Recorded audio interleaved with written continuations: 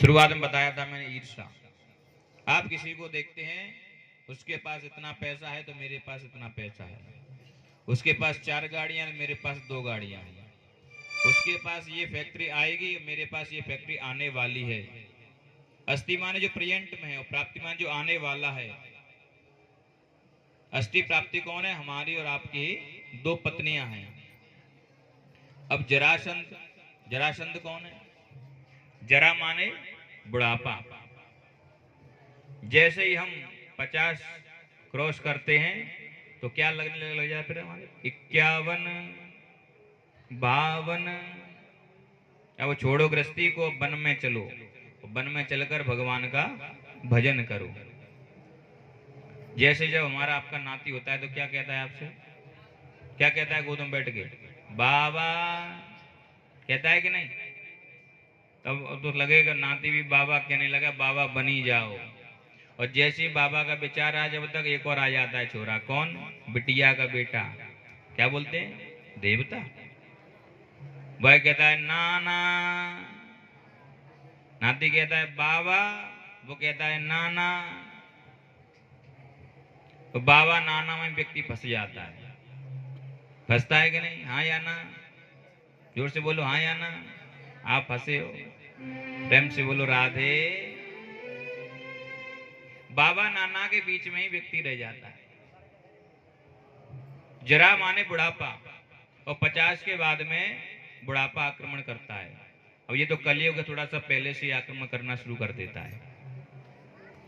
व्यक्ति को कितनी भी तारीखें याद होंगी, मेरी शादी कब हुई, मैंने जन्म कब लिया, मेरे बच्चे ने जन्म कब लिया। लेकिन किसी बुड्ढे बाबा से पूछो, भैया ओ बुड्ढे बाबा किस तारीख में बुड्ढे हुए, तो क्या कोई बता पाएगा? भैया इस तारीख में बुड्ढे हुए। क्योंकि जरा धीरे धीरे प्रवेश करता है। ऐसे बुढ़ापा हमारे अंदर धीरे धीरे प्रवेश कर जाता है, और जैसे प्रवेश करता है हम फिर क्या करते हैं? अपने आप को बचाने का प्रयास करते हैं कि नहीं? भगवान ने भी बचाने का प्रयास किया अपनी मथुरा नगरी को। ये भी शरीर जो हमारा है ना, ये भी मथुरापुरी है। ये मानवपुरी है, वो मथुरापुरी, ये मानवपुरी है। इसको बचाते हैं, बढ़िया सुंदर तेल लगाएंगे, च्यवनप्राश खाएंगे, दूध आदि घी खाएंगे, जिससे शरीर हमारा एकदम चकाचक रहे। लेकिन बुढ़ापा तो मानता ही नहीं। और साथ में अब की बार तो काल यवन को भी लेकर आ गया। जब फिर भी व्यक्ति परमात्मा का ध्यान नहीं करता है ना, फिर काल का आक्रमण होता है हमारे ऊपर। होता है कि नहीं? और जैसे काल का आक्रमण हुआ तो जैसे भगवान ने मथुरापुरी को छोड़ा, द्वारकापुरी में गए, ऐसे हमको ये मानवपुरी छोड़कर किसी दूसरी पुरी में जाना पड़ता है। प्रेम से बोलो राधे। समझ में आई? आध्यात्मिक समझ में आई ना? तो ताली बजाओ इसी बात में। प्रेम से बोलो राधे। अध्यात्म। अब आगे चलते हैं। जैसे भगवान वहां से आए, पर्वत पर चढ़ गए, जरासंध ने देख लिया, पर्वत को घेरा और आग लगवा दी, और भगवान वहां छलांग लगाकर समुद्र में कूद गए। पहले से द्वारकापुरी का निर्माण हो रखा था, मथुरा के सभी नगरवासी सब पहुंच गए थे। वहां जाकर द्वारकाधीश बनकर विराजमान हो गए। बोले द्वारकाधीश भगवान की जय हो। देवक की पुत्री रेवत की पुत्री रेवती से बलराम जी का विवाह हुआ और संतानें हुई। अब ठाकुर सोच लगे कि भैया की शादी तो हो गई, अब शादी हमारी होनी चाहिए, हमारा नंबर है। तो कहते हैं कि राजा सेन भीष्म को नाम विदर्भाधिपतिर्महान। एक भीष्मक नाम के राजा हैं, कुंडनपुर में वास करते हैं। उनके 5 पुत्र और 1 कन्या, जिसका नाम है रुक्मणी। बड़े पुत्र का नाम है रुक्मी। चारों दिशाओं में द्वारकाधीश की ध्वजा पताका फैल रही है। आज भीष्मक ने सब पुत्रों को बिठाला, बोले ऐसा है कि बिटिया सयानी हो गई है, शादी करने लायक है, तो मेरा मन ये कहता है कि द्वारकाधीश से शादी कर देते हैं। उनकी कीर्ति चारों दिशाओं में फैल रही है। रुक्मी ने कहा नहीं, मैं उससे शादी नहीं करूंगा, वो भगोड़ा है, उसके माता का पता नहीं, पिता का पता नहीं, मैं उससे शादी नहीं करूंगा। भीष्म ने कहा ठीक है, तुम्हारी जैसी इच्छा, अभी शादी का कामना तुम करो, मैं कोई चर्चा नहीं करूंगा। बोले ठीक है, आप बैठो आराम से, मैं अपने आप देख लूंगा। और गया और शाम को आकर बोला पिताजी परसों बारात आएगी। बोले वाह बेटा शादी पक्की हो गई? बोले हाँ। बोले किससे? बोले चेदी नरेश दमघोष पुत्र शिशुपाल से, मेरा मित्र है, मैंने उससे बोल दिया है परसों बारात लेकर आ जाएगा। बोले सगाई हो गई बेटा? बोले सगाई बगाई मैं नहीं कुछ जानता हूँ, परसों यहाँ आएगा, जो भी करना यहीं कर लेना। भीष्मक जी बोले बेटा ये शादी हो रही है गुड्डा गुड़ियों खेल है कि सब एक साथ में हो जाएगा? प्रेम से बोलो राधे। रुक्मी बोला पिताजी नया जमाना है, नए तौर तरीके हैं, ये बुढ़ापे की व्यवस्था को छोड़ो, जैसे हम कहते हैं वैसा करो। तो आज भी ये चल रहा है, एक दिन में सब कुछ निपट जाता है, होता है कि नहीं? आज ही लगन, आज ही बारात, आज ही विदा, एक दिन में सब सितारा। प्रेम से बोलो राधे। ठीक है भैया, अब मन की तो मन में ही रह गई। जैसे रुक्मणी को मालूम पड़ा कि भैया ने मेरी शादी कहीं और फिक्स कर रखी है, और रुक्मणी मैया ने तो पहले ही भगवान को अपना पति रूप में मान रखा था, तो वो भाभी के पास गए। बोले भाभी जी मैं तो शादी नहीं करूंगी, मैं शादी करूंगी द्वारकाधीश जी से करूंगी, नहीं तो प्राण त्याग दूंगी, लेकिन शादी नहीं करूंगी। भाभी जी ने कहा बहन ये कि तुम क्या कह रही हो? अगर तुम्हारा प्रेम अगाढ़ है तो एक पत्र लिखो और पत्र भेज दो। रुक्मिणी सुंदर सा पत्र लिखा, और पत्र में क्या लिख रही हैं कि श्रुत्वा गुणान भुवन सुंदर शृणवतां ते निर्वेश्य कर्ण विवरे हरतोंगतापं रूपं दृशादृशिमतामखिलार्थलाभं त्वय्यच्युता विशति चेत्रमपत्रमम्बे। हे गोपाल मैं आपको प्रणाम करती हूँ। मैंने आपके गुणों को सुना है, आपको कभी देखा नहीं, और जैसे आपके गुण सुने हैं ना, उन्हीं गुणों के अंदर मैंने एक मूर्ति अपने हृदय में आपकी बिठा ली है कि आप ऐसे होंगे। समय बहुत कम है, क्योंकि मेरे भाई आपके बैरी हैं और परसों ही मेरी शादी है। शिशुपाल बारात लेकर आएगा, आप वीरता का शुक्ल दीजिए और मुझे यहाँ से ले जाइए। ऐसा ना हो कि सिंह के भाग को कोई गीदड़ ले जाए। और घर में नहीं आना है, अगर आप घर में आकर मुझे ले जाओगे तो मेरा भाई जो ना कट्टर बैरी है, घर में लड़ाई झगड़ा होगा, खून खराबा होगा, और मैं नहीं चाहती कि मेरी शादी ब्याह में किसी का खून बहे। काम बन जाए वो उपाय लिखती हूँ कि धीरा पतिम कुलवती न प्रणीत कन्या बर्हिर्न बदूत गिरजाम पिया। शादी से पहले हमारे यहाँ का नियम है कि कुमारी कन्या कात्यायनी मैया का पूजन करने के लिए जाती है, और उसी बुद्धि से मैं भी पूजन करने के लिए जाऊंगी। आप वहीं मंदिर में आ जाना, वहीं काम बन जाएगा। आपकी प्रिय रुक्मणी। ऐसा पत्र में लिख दिया, एक पंडित जी को दिया, और पंडित शीघ्र जाओ और शीघ्र ये पत्र द्वारका तक पहुंचाओ। पंडित जी ने पत्र लिया, जेब में रखा और सीधे द्वारका। जैसे द्वारका पहुंचे, द्वारपालों ने समाचार दिया कि ऐसे ऐसे पंडित जी आए, बोले आने दो। सभा में बैठे थे भगवान, निकाला पत्र और पंडित जी ने दे दिया। बोले प्रभु शीघ्र पढ़ लो, समय बहुत कम है। बोले क्या है इस पत्र में? बोले ये आपका प्राइवेट पत्र है। बोले नहीं आप भी पढ़ के सुना। बोले नहीं, राजनैतिक पत्र होता तो मैं सुना देता, ये आपका प्राइवेट पत्र है, आप ही पढ़ो तो ज्यादा अच्छा है। भगवान कहते हैं ब्राह्मण देव मेरी कोई भी प्राइवेट नहीं है, और जो भी है ब्राह्मणों से कोई बात छुपी नहीं है। ब्राह्मण सब जानते हैं मेरी बात को कि मैं कैसा हूं कैसा नहीं हूं। आगे बताएंगे अपनी ब्राह्मणों पर कृपा, कैसे मुझ पर कृपा की ब्राह्मणों ने। प्रेम से बोलो राधे। आप ही पढ़ो। पंडित जी ने पत्र खोला, सारी घटना उसमें बता दी। जैसे पत्र को सुना तो भगवान हंसने लगे। पंडित जी ने पूछा प्रभु आप क्यों हंस रहे हो? बोले जो स्थिति रुक्मिणी की है ना इस समय, वही स्थिति मेरी भी है। बोले क्यों?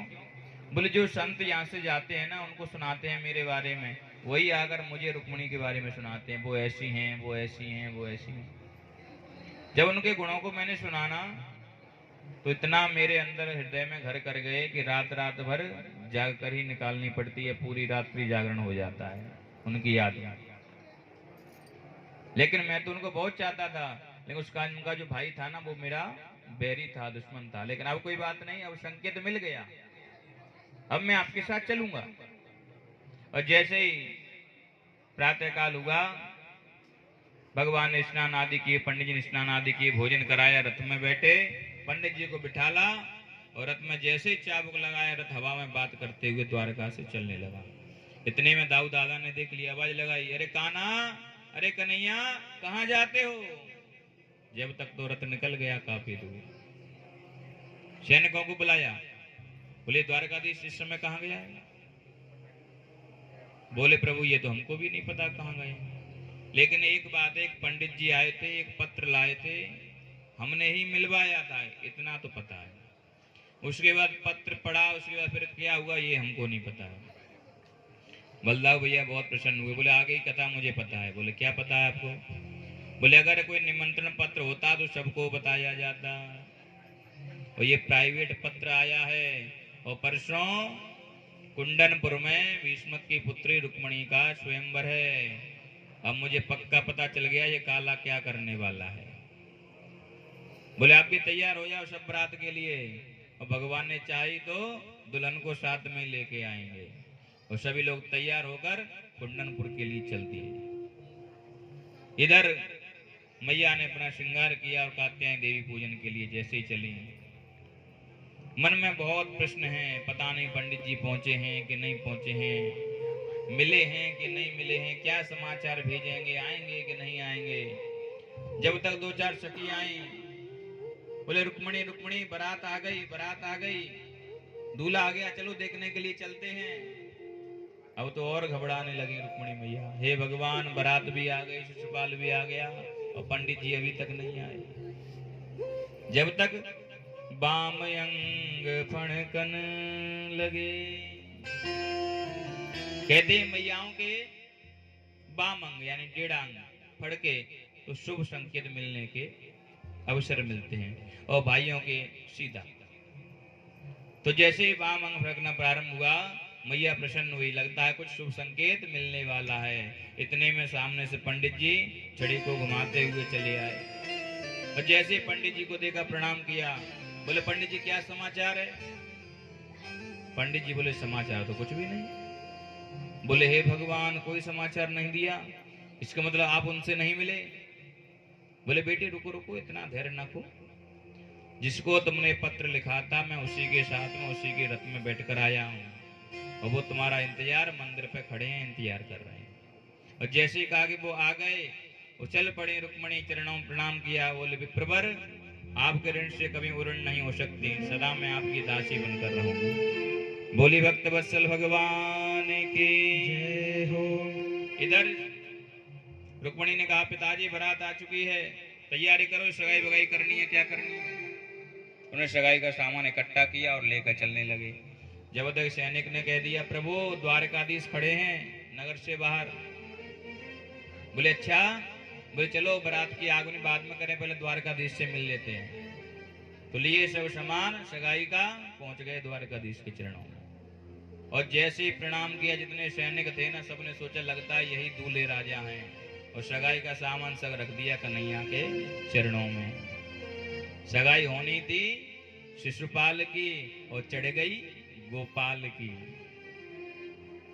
और सब कहने लगे वाह प्रभु वाह सरकार, कितना सुंदर वर आपने देखा है, राजकुमारी कितना सुंदर वर है, ओहो इनकी छवि, इनकी चाल, सब प्रसन्न हो रहे हैं।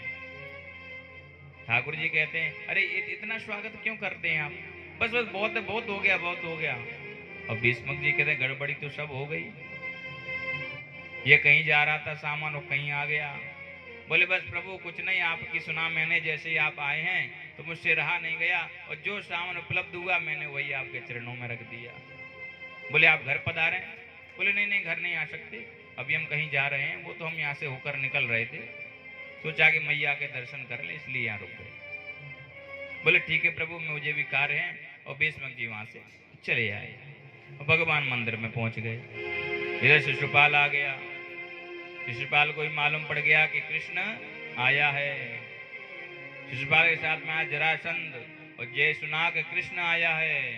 शिशुपाल से बोला मित्र कि हरि चरित्र जाने नहीं कोई,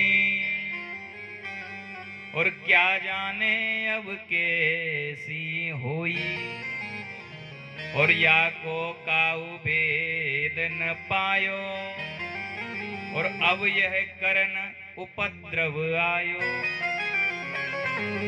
शिशुपाल, अगर ये कृष्ण यहाँ आ गया तो कुछ न कुछ उपद्रव जरूर होगा। इसका किसी ने भेद नहीं जान पाया अभी तक। जो साथ में सेना आई थी वो बोले, सरकार आप चिंता मत करना, हम सिर्फ रसगुल्ला खाने के लिए नहीं आए, सारी व्यवस्था लेकर आए, आदेश करो क्या करना है। बोले जाओ रुक्मणी की सुरक्षा करो। सब सैनिक दौड़े। वो रुक्मणी कहाँ गई? बोले मंदिर में। सब गए, मंदिर को घेर लिया। मैया अंदर गई और मैया की पूजन कर रही हैं। क्या कह रही हैं? नमस्ते त्वाम्बिके भीक्षण स्वसंतान युताम शिवा, भूयात् पतिर्मे भगवान कृष्णस्तदनुमोदता। सीता मैया ने जैसे कार्तिकेय मैया का पूजन किया, उसी भाव में रुक्मिणी मैया पूजन कर रही हैं। उसी पदों को गुनगुनाते हुए पूजन करेंगे। जय जय गिरिवर